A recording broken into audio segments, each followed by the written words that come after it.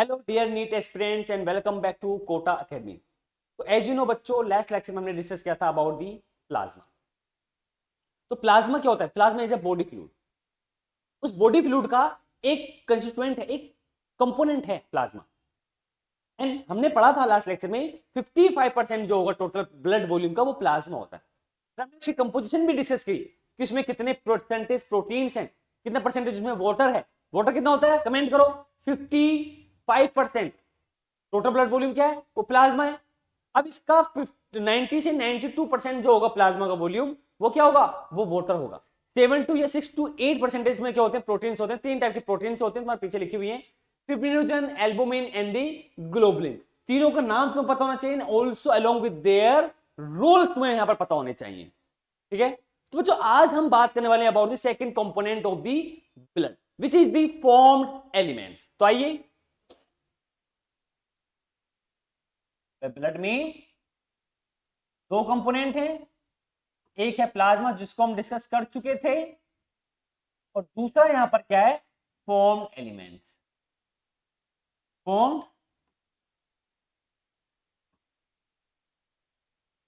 Elements.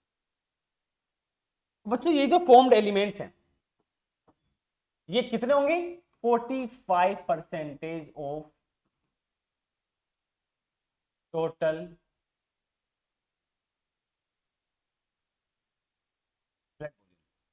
45% of total blood volume is the formed element. तीन type के यहां पर सेल्स होंगी। First one is RBC, second one is WBC, and third one जो है वो है blood platelet. Blood platelets, RBC, WBC and the blood platelets. तो बच्चों आज के इस लेक्चर में जो मेनली हम डिस्कस करने वाले वो है क्या? Red blood cell which is the erythrocytes जिनको हम बोलते हैं। तो आइए जरा इन आरबीसी की बात करने वाले हैं।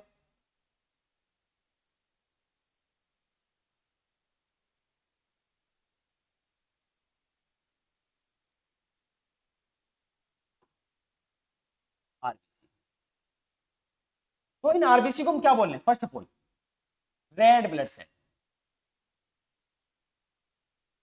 Also known as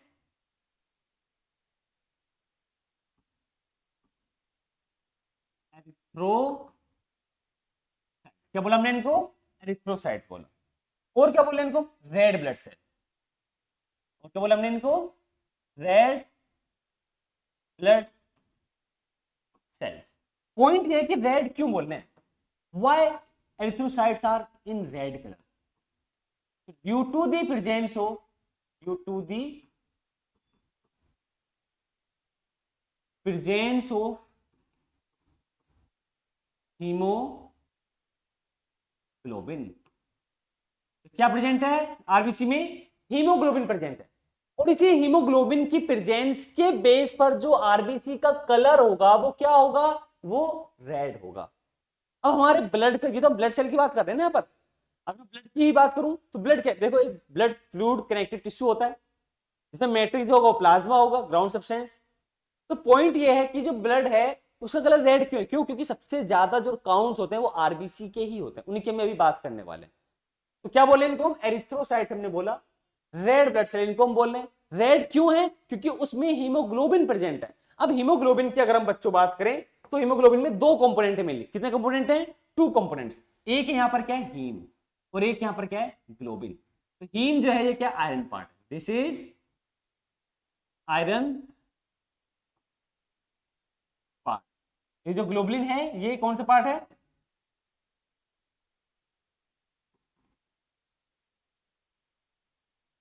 protein part है। Haem is the iron part and globulin is the protein part.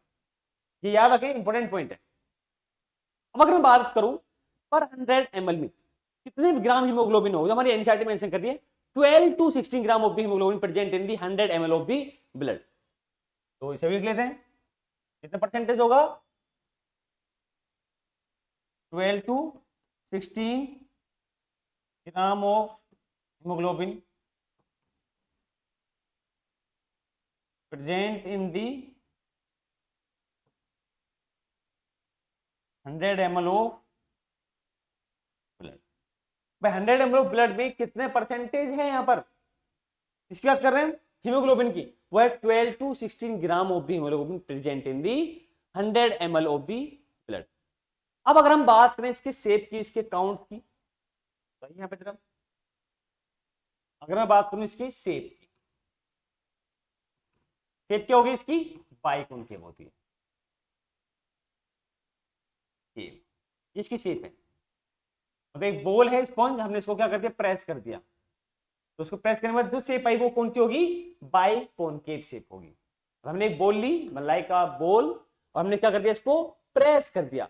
अब ये जो शेप है बच्चों, देखो जरा, ये जो शेप है, इसी शेप को हमने क्या बोला, बाइकॉन्केव शेप बोला।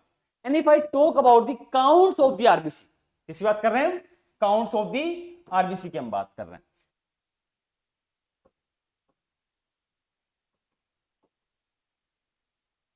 काउंट्स ऑफ द आरबीसी, तो 5 to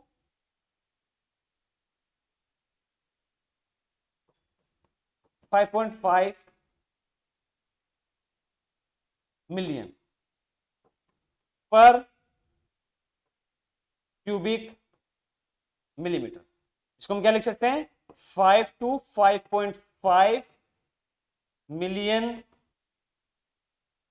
क्यूब ब्लड में प्रेजेंट होंगे इसके काउंट। तो सबसे ज्यादा जो क्वांटिटी है ब्लड सेल की, फॉर्म्ड एलिमेंट की, वो किसकी है, वो आरबीसी की है। और यही रीजन है कि ब्लड का कलर क्या होता है, रेड होता है। क्यों, क्योंकि इन्हीं आरबीसी के अंदर क्या प्रेजेंट है, हीमोग्लोबिन प्रेजेंट है, विच इज द रेस्पिरेटरी पिगमेंट। ये भी याद रखना, जो हीमोग्लोबिन है वो क्या होता है, रेस्पिरेटरी पिगमेंट है, respiratory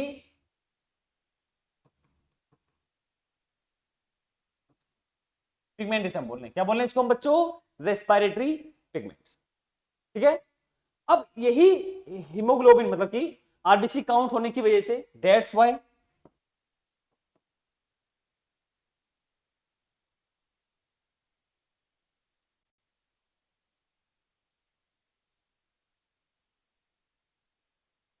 blood is in red colour. किस कलर में होगा ब्लड, रेड कलर में ब्लड होता है, blood is in red colour. I hope ये क्लियर हो गया होगा आपको।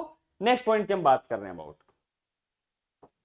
अब कुछ सेल ऑर्गेनल्स बच्चों ऐसे होते हैं जो आरबीसी में क्या होता है, एब्सेंट भी होते हैं। उन्हीं सेल ऑर्गेनल के एस्पेक्ट में हम बात करने वाले हैं। तो सेल ऑर्गेनल की अगर हम बात करें, first of all nucleus will be absent in the mature RBC, mitochondria will be absent, है ना, और साथ में क्या होगा, ईआर, ये भी क्या होते हैं इसमें, एब्सेंट होंगे। तो उन्हीं की हम बात करने वाले हैं यहां पर। तो सम सेल ऑर्गेनल्स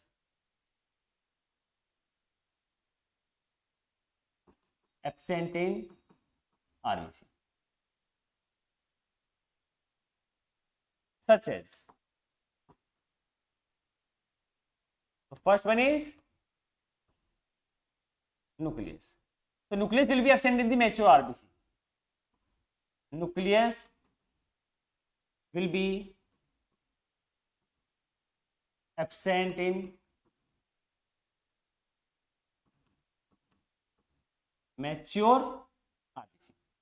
भाई मैच्योर आरबीसी में न्यूक्लियस क्या होगा, एब्सेंट होगा। इसका एडवांटेज क्या होगा, due to the absence of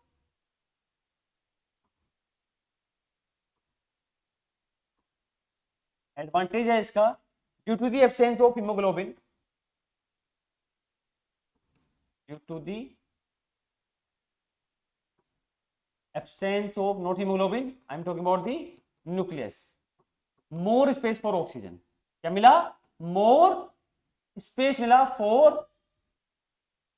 oxygen. भाई ऑक्सीजन को ट्रांसपोर्ट करने के लिए हमें क्या मिला, मोर स्पेस मिला आरबीसी में। क्योंकि आरबीसी में, मैच्योर आरबीसी जो होगी, उसमें न्यूक्लियस क्या है, एब्सेंट है। और न्यूक्लियस एब्सेंट होने की वजह से इसकी जो शेप आती है वो बाइकॉन्केव होगी। आरबीसी की शेप ऑफ आरबीसी कैसी हुई, बाइकॉन्केव, बाइकॉन्केव शेप बनी, कॉनकेव शेप बनी। क्यों बनी, due to the absence of nucleus, due to the absence of nucleus. पर न्यूक्लियस एब्सेंट होने की वजह से आरबीसी में उसकी जो शेप आई वो कैसे हो गई, वो बाइकॉनकेव शेप हो गई। याद रखना इस पॉइंट को। अब हम आगे बात करें सेकंड सेल ऑर्गेनेल की, वो है माइटोकॉन्ड्रिया।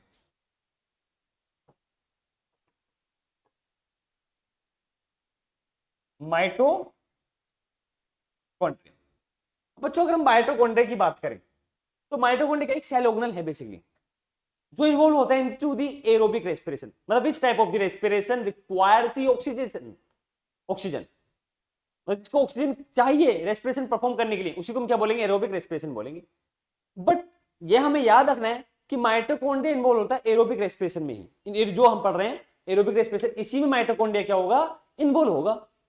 और जब भी एरोबिक रेस्पिरेशन होगा तो उस रेस्पिरेशन में एक सेल ऑर्गेनेल इन्वॉल्व होता है, वो है माइटोकॉन्ड्रिया। और याद रखें बिना माइटोकॉन्ड्रिया के कोई भी एरोबिक रेस्पिरेशन, किसी भी टाइप का एरोबिक रेस्पिरेशन नहीं हो सकता, कभी भी नहीं हो सकता। अगर माइटोकॉन्ड्रिया एब्सेंट है तो उसमें कौन सा रेस्पिरेशन होगा, एनारोबिक रेस्पिरेशन होगा। That means I am talking about the anaerobic respiration, मतलब which type of the respiration occurs in the absence of the oxygen, इसी को हम यहां पर क्या बोलते हैं, एनारोबिक रेस्पिरेशन हम बोलें। क्या बोल रहे हैं इसको हम, एनारोबिक रेस्पिरेशन। तो ये भी क्या है, माइटोकॉन्ड्रिया एब्सेंट है। और एब्सेंट होने की वजह से इसका जो एडवांटेज है, एडवांटेज है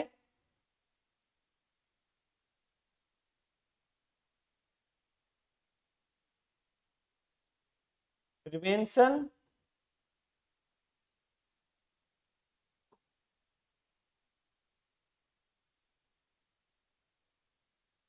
प्रिवेंशन ऑफ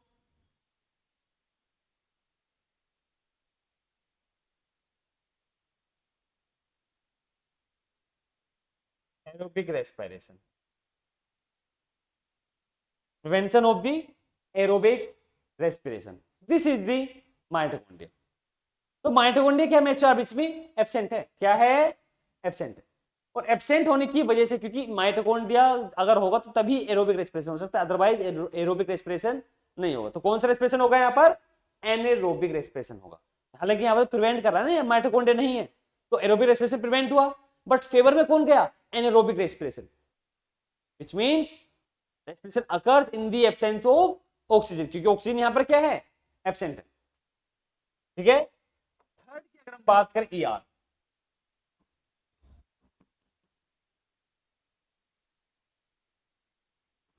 एंडोप्लाज्मिक रेटिकुलम की हम बात कर रहे हैं, किस बात कर रहे हैं, एंडोप्लाज्मिक रेटिकुलम की हम बात कर रहे हैं। ईआर ये क्या प्रोवाइड करता है, provide flexibility, provide flexibility. So RBC can passes from minute or narrow lumen, narrow lumen of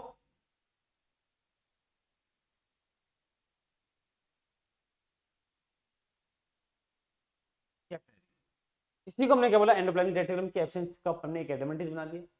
तो तीन सेल ऑर्गेनेल्स हैं बच्चों जो इसमें क्या एब्सेंट है। पहला कौन सा, कि इसमें न्यूक्लियस एब्सेंट होगा, माइटोकॉन्ड्रिया एब्सेंट होगा, एंड आल्सो ईआर इसमें क्या होता है, एब्सेंट होता है। ईआर भी यहां पर क्या बच्चों, एब्सेंट है। ठीक है। अब अगर हम बात करें यहां पर, देखो नेक्स्ट टॉपिक क्या है,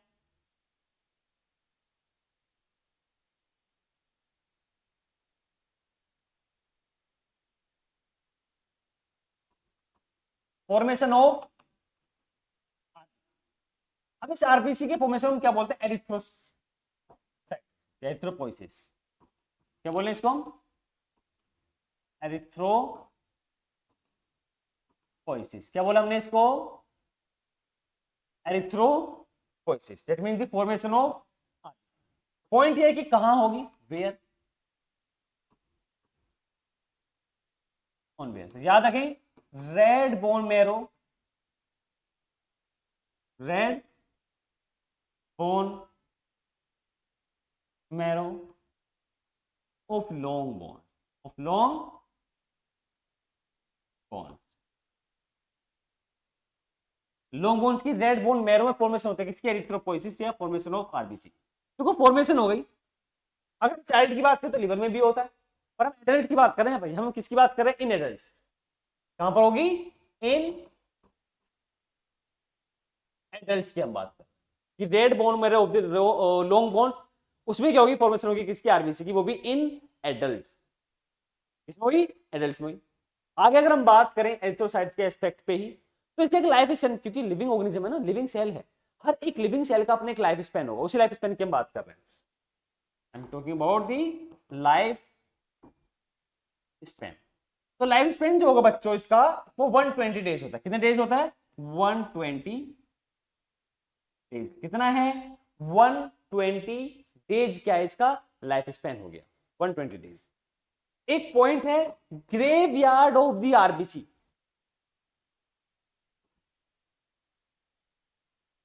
ग्रेव यार्ड ऑफ आरबीसी, कब्रिस्तान कहां होगा इसका? तो जो ग्रेवयार्ड है आरबीसी का, वो है क्या?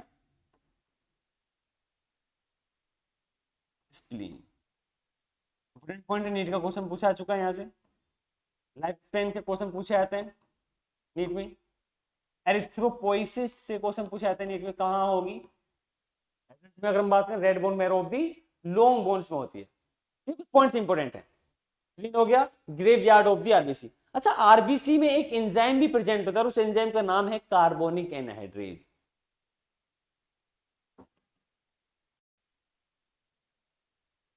Carbonic anhydrase enzyme present in RBC. RBC में एक एंजाइम भी है, कौन सा? Anaerobic carbonic anhydrase. अब एक बार देखो यहां पर जरा शुरू से,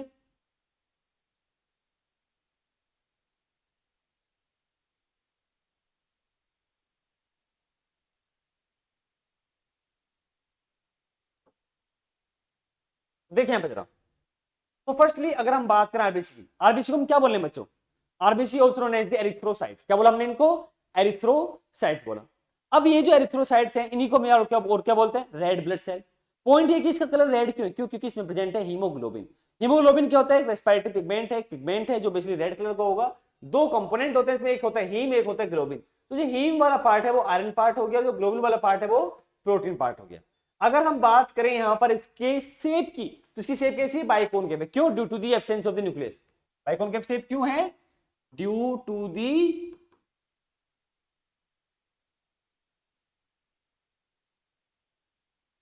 absence of nucleus. But nucleus absent है, इसमें से इसकी जो शेप हो कैसी होगी? बाइकोनकेव होगी। काउंट की अगर हम बात करें, 5 to 5.5 मिलियन पर क्यूबिक मिलीमीटर ब्लड में क्या होंगे? प्रेजेंट होंगे। हम इसको ऐसे भी लिख सकते हैं 5.52 million mm minus cube. That's why blood is in red colour, क्योंकि इसी काउंट्स में, इसी आरबीसी क्या प्रेजेंट है? हीमोग्लोबिन प्रेजेंट है। ठीक है। एंड 100 ml ब्लड में कितने ग्राम हीमोग्लोबिन होता है? 12 to 16 ग्राम हीमोग्लोबिन होता है। और एक पॉइंट और याद रखें कि 1 ग्राम हीमोग्लोबिन में कितना ऑक्सीजन आएगा? 1.34 ml O2 वो कैरी कर सकता है। Can carry the 1.34 ml oxygen can carry by the 1 gram of the haemoglobin. ठीक है। देन हमने डिस्कस किया about the some cell organelles which absent in the mature RBC. First is the nucleus, second mitochondria, third endoplasmic reticulum. Nucleus कितना होने की वजह से हमें स्पेस मिला for more oxygen. Then mitochondria, भाई माइटोकॉन्ड्रिया अगर प्रेजेंट हो तो एरोबिक रेस्पिरेशन होगा। तो अगर एरोबिक रेस्पिरेशन आरबीसी में होगा तो टिश्यूज एंड सेल्स को प्रॉपर अमाउंट में ऑक्सीजन को डिलीवर नहीं कर पाएगा। और यही रीजन है कि जो आरबीसी में मॉडिफिकेशन हुआ वो क्या हो गया? उसमें माइटोकॉन्ड्रिया एब्सेंट हो, ताकि उस आरबीसी के अंदर कौन सा रेस्पिरेशन हो? एनारोबिक रेस्पिरेशन होना चाहिए। क्योंकि अगर एरोबिक रेस्पिरेशन होगा तो जो आरबीसी का हीमोग्लोबिन अमाउंट ऑफ ऑक्सीजन को कैरी कर रहा था वो क्या हो जाएगा? कम हो जाएगा। क्यों? क्योंकि वो खुद से भी यूज करेगा उस ऑक्सीजन को, कॉम्प्लिकेशन हो जाएगा, क्योंकि फिर सेल्स एंड टिश्यूज को प्रॉपर अमाउंट में जो ऑक्सीजन है वो डिलीवर नहीं हो पाएगी। तो प्रॉपर डिलीवर करने के लिए, ऑक्सीजन को बचाने के लिए आरबीसी के एरोबिक रेस्पिरेशन से हमने क्या करते हैं? उसमें माइटोकॉन्ड्रिया को एब्सेंट कर, क्योंकि अगर माइटोकॉन्ड्रिया एब्सेंट हो तो एरोबिक रेस्पिरेशन हो ही नहीं सकता।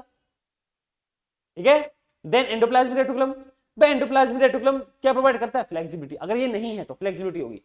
जिसकी वजह से आरबीसी माइन्यूट से माइन्यूट कैपिलरी से भी इजीली क्या कर जाती है, पास कर जाती है। अगर सब ठीक है तो देन हमने डिस्कस किया about the formation of RBC which is known as the erythropoiesis. क्या बोल रहे हैं इसको हम, एरिथ्रोपोइसिस। कहां हो रहा है, एडल्ट में होगा, वो भी कहां पर, red bone marrow of the long bones.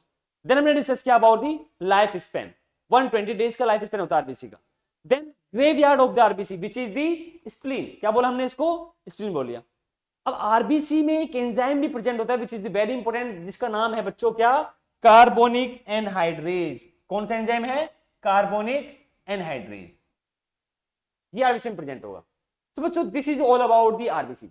आज के सिलेक्शन में बच्चों हम बस इतना ही पढ़ेंगे। नेक्स्ट क्लास में हम पढ़ने वाले हैं अबाउट दी डब्ल्यूबीसीज which is also known as the leucocytes. इसके टाइप्स हैं ग्रेनुलोसाइट्स और एग्रेनुलोसाइट, वो सब हम डिस्कस करेंगे आगे नेक्स्ट क्लास में। जो कोई भी आपको डाउट है वो कमेंट करें, मैं आपको रिप्लाई करूंगा। और मिलते हैं हम नेक्स्ट क्लास में अलोंग विद दी, बोलो किसके साथ मिलेंगे, डब्ल्यूबीसीज के साथ या ल्यूकोसाइट्स के साथ हम मिलने वाले हैं। ओके, थैंक यू लेक्चर बने रहने के लिए।